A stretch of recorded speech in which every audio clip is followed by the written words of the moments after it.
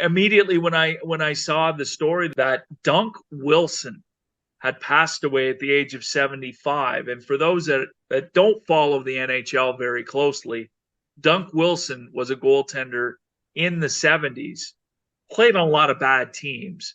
What it brought me back to, Howie, a special time in our lives. Dunc Wilson was one of the first hockey cards I ever had. And I remember specifically the hockey card of Dunc Wilson. And I always was fascinated because I'm like, Dunk is a weird name. And I was like 7 or 8 at the time. I always remember Dunc Wilson. Now, Immaculate Grid, for those that know it, you're likely addicted to it like I am. I have a bunch of buddies and I that play it every day. But the other day we were talking about Dunc Wilson and what teams did he play for? I remember him in a Pittsburgh uniform, but he also, Howie, was one of the first goaltenders for the Vancouver Canucks, and history lesson, had the very first shutout in Canucks history. Yes.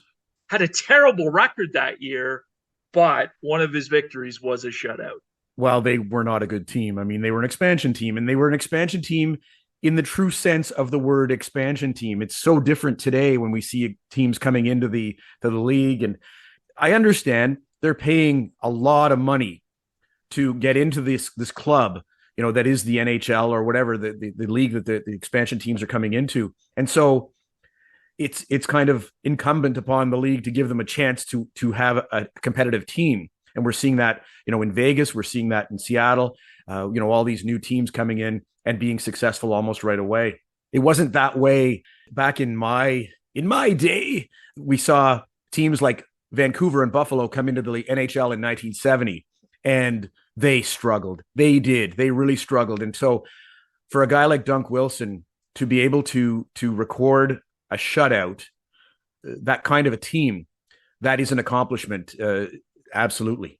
Dunc Wilson played for 5 teams: the Flyers, the Canucks, the Leafs, the Rangers, and the Penguins. Had a playing career from 1968 to 1979.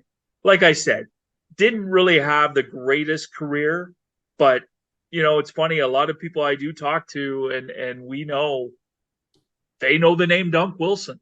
They just do. Especially in the Leafs, played a couple of seasons there, so you would see him on Hockey Night in Canada. Like I said, played a big role in the early incarnation of the Vancouver Canucks. Somebody posted one of his hockey cards from his time in Vancouver, and the way he was standing there, with the stick and the glove, I looked at it and I thought, "Hey, Dunc Wilson, what's going on?" And and then I saw that he had passed away, and I was just looking at Hockey Reference to see who else was on his team in Vancouver in the early 70s.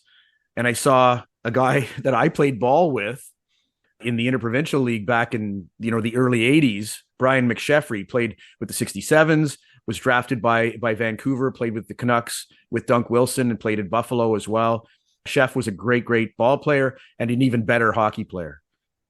Now, here's one more. In that expansion year, they had a chance. They could have picked either Gilbert Perreault, and they picked Dale Talon. Well, no, there's a story behind that too, Shawnee. They spun a carnival wheel to determine who would get the first pick between Buffalo and Vancouver, and Buffalo won it and got Gilbert Perreault. And Vancouver picked second and took Dale Talon. So yeah, there's that. Wow. They spun a carnival wheel to determine who would get the first pick. Did they have background music? Gilbert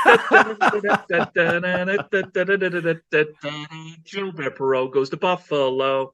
Dale Talon goes to I think that Clarence Campbell, the dour Clarence Campbell, I'm just imagining somebody pitching to him the idea of a carnival wheel. Think about this, though. In the day and age that we live in, and I'm actually being very serious, that may happen at some point. Of just how outrageous it could. That would be a made-for-TV extravaganza. Yeah. Could you imagine the draft lottery, and that's how they picked it? Well, it's kind of like that now where you have Bill Daly coming over with the cards and saying, picking number 3, But that's what I the mean. Columbus. Could you imagine if you put all the teams on a carnival wheel, but you did it in a way where you'd have to reduce the amount of Yeah. teams that could be on it? Yeah. The It's almost like non-playoff teams. the Price is Right wheel. Exactly. Exactly. By the way, these are the types of conversations that happen on the Sports Lunatics as we're trying to remember the life of Dunc Wilson and end up talking about carnival wheels at an NHL draft lottery. But that's why we love doing the show. Yeah. Any last thoughts on Dunc Wilson? I was surprised that he was living down in Honduras. I mean, it's not a bad place. I mean, I'm No. sure that you get a nice place by the beach for a good price down there. I've heard Costa Rica is the same way, and if I retire, I might retire down to Costa Rica or something. We may be doing the show on a beach someday, and I'd be okay with that.